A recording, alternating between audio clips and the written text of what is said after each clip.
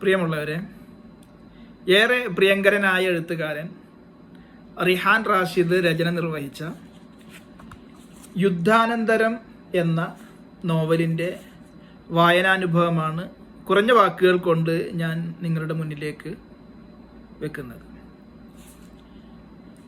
DC ബുക്സാണ് ഇത് വിപണിയിൽ എത്തിച്ചിട്ടുള്ളത്.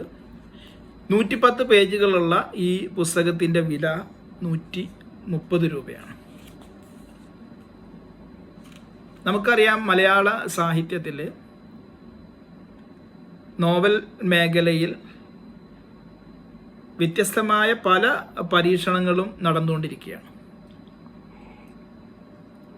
ഈ നോവലിൽ റിഹാനും റിഹാൻ്റേതായ ചില പരീക്ഷണങ്ങൾ നടത്തിയിട്ടുണ്ട്.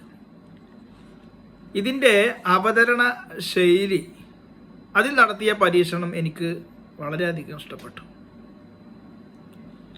അത് അവതരിപ്പിച്ച് ഫലിപ്പിക്കുന്നതിൽ റിഹാൻ വളരെ വലിയ അളവിൽ വിജയം കൈവരിച്ചു എന്നാണ് എനിക്ക് മനസ്സിലാക്കാൻ കഴിയുന്നത്. എന്തായാലും ഈ പുസ്തകത്തിൻ്റെ പേര് സൂചിപ്പിക്കുന്നത് പോലെ തന്നെ ഇത് യുദ്ധാനന്തരമാണ്. ഒരു യുദ്ധത്തിൻ്റെ ചരിത്രമോ കഥയോ ഒന്നുമല്ല.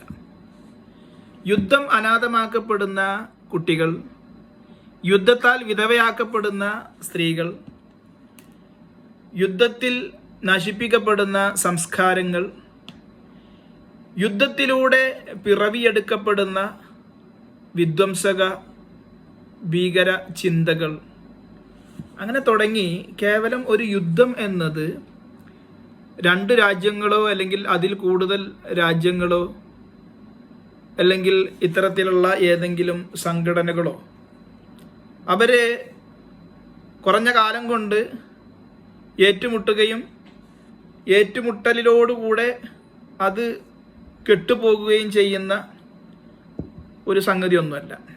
അതിനൊരുപാട് തുടർച്ചകളുണ്ട്. സത്യത്തിൽ ആ തുടർച്ചയാണ് യുദ്ധത്തിൻ്റെ ഏറ്റവും ഭീതിദായകമായ അവസ്ഥ. അതൊരു യുദ്ധം അവസാനിക്കുന്നതോടുകൂടെ ഒരുപാട് യുദ്ധങ്ങളിലേക്ക് വഴി തുറക്കുകയാണ്. നമുക്കറിയാം,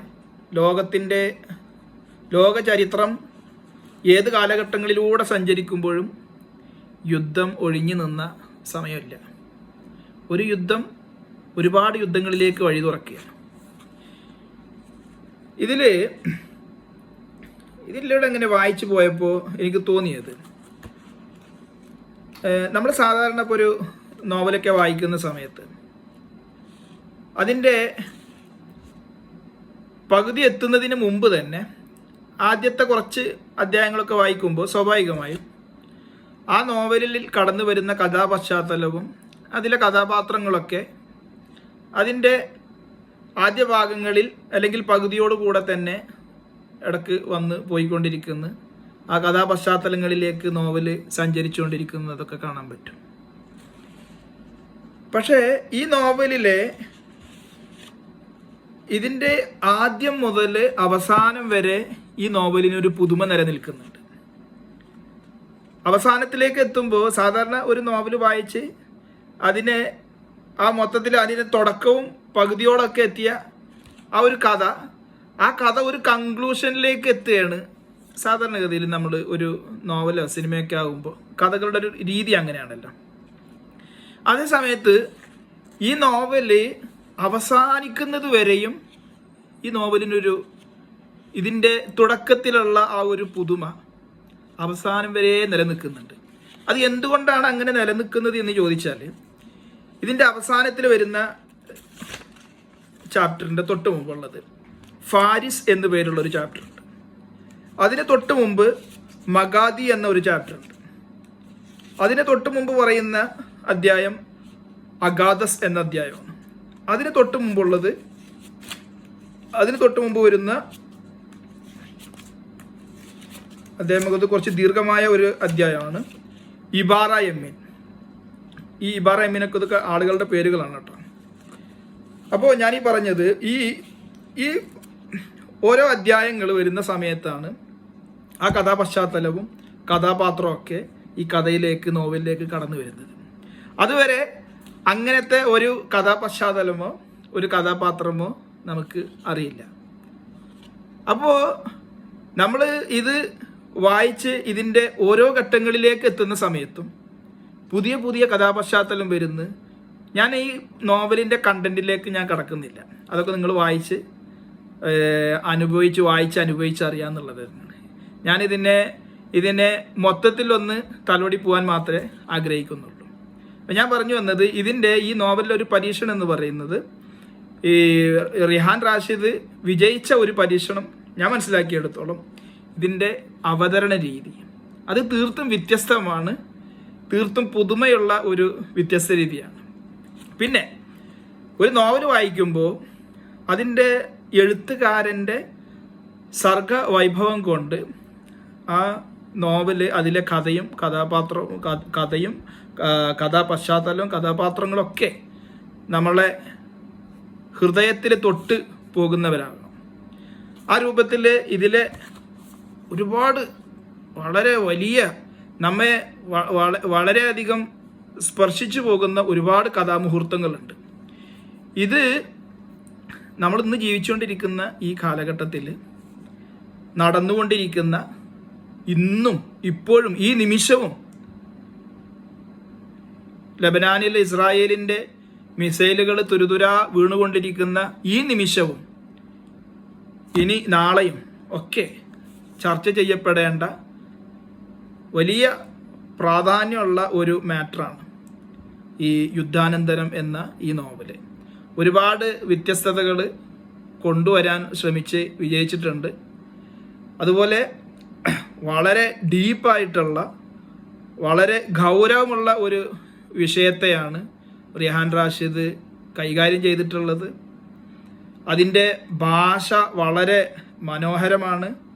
മനോഹരം എന്നതിനപ്പുറത്തേക്ക് ഇത്രയും ഗൗരവപ്പെട്ട ഒരു കാര്യം ചർച്ച ചെയ്യുന്ന സമയത്ത് അതിന് ഏറ്റവും സ്യൂട്ടബിൾ ആയിട്ടുള്ള ഒരു ആഖ്യാന ശൈലിയും ഭാഷയും അതിലുപയോഗിക്കുന്ന ഉപമകളും അതൊക്കെ ഏറ്റവും ഫിറ്റായിട്ടുള്ള, കാരണം ഈ നോവൽ വായിച്ചു കഴിയുന്ന സമയത്ത് ഇതിൽ അധികപ്പറ്റായിട്ടൊന്നും നമുക്കിവിടെ കാണാൻ പറ്റില്ല. കാരണം ഇതൊരു വലിയ ഒരു മാറ്ററാണ്. 110 പേജുകളിലേക്ക് ഈ മാറ്ററിനെ ഏറ്റവും ഭംഗിയായി ചുരുക്കിയെടുക്കുക എന്നുള്ളത് വളരെ ശ്രമകരമായിട്ടുള്ള ഒരു ജോലിയാണിത്. ഇതിൽ മ്യാൻമറും ഇസ്തംബൂളും ലബ്നാനും ഈ മേഖലകളൊക്കെ കടന്നു വരുന്ന, ഈ മേഖലകളിലൊക്കെ സമകാലിക കാലഘട്ടത്തിൽ, ചരിത്ര കാലഘട്ടങ്ങളിലൊക്കെ സംഭവിച്ചിട്ടുള്ള രാഷ്ട്രീയവും സാമൂഹികവും സാംസ്കാരികവുമൊക്കെ ആയിട്ടുള്ള ഒരുപാട് കാര്യങ്ങൾ, അതൊക്കെ അതിലൂടെയൊക്കെ കടന്നുപോയി വളരെ വ്യത്യസ്തമായ കഥാപാത്രങ്ങൾ, ലോകത്തിൻ്റെ പല ഭാഗങ്ങളിൽ നിന്ന് വന്നു ചേരുന്ന കഥാപാത്രങ്ങൾ, ഈ കഥാപാത്രങ്ങളൊക്കെ വളരെയധികം തന്മയത്വത്തോടുകൂടെ, കാരണം നമ്മളിപ്പോൾ ഒരു മലയാള സാഹിത്യത്തിൽ ഒരു നോവൽ എടുക്കുന്ന സമയത്ത് അതിൽ ഏറെക്കുറെ അതിൽ ഭാഷയും കഥാപാത്രങ്ങളുടെ ഭാഷയും അല്ലെങ്കിൽ അവരുടെ സംസ്കാരവും അതൊക്കെ സിമിലറായിട്ട് വരുന്ന ഒരു നോവലായിരിക്കും. ഈ നോവലിൽ തീർത്തും വ്യത്യസ്തമായി ലോകത്തിൻ്റെ പല ഭാഗങ്ങളിൽ നിന്ന് വന്നു ചേരുന്ന വ്യത്യസ്തമായ ഭാഷകളും ആശയങ്ങളും സംസ്കാരമൊക്കെ ഉൾവഹിച്ചിട്ടുള്ള കുറേയധികം ആളുകൾ വന്നു ചേരുന്ന, അവരെക്കുറിച്ച് പറയുന്ന ഒരു കഥയാണ് റിഹാൻ റാഷിദ് വളരെ വൈദഗ്ധ്യത്തോടു കൂടെ ഇണക്കി ചേർത്ത് നമ്മുടെ മുന്നിലേക്ക് ഈ 110 പേജുകളിൽ തന്നിട്ടുള്ളത്. ഞാനിതിൻ്റെ കണ്ടന്റിലേക്ക് തീരെ പ്രവേശിച്ചിട്ടില്ല.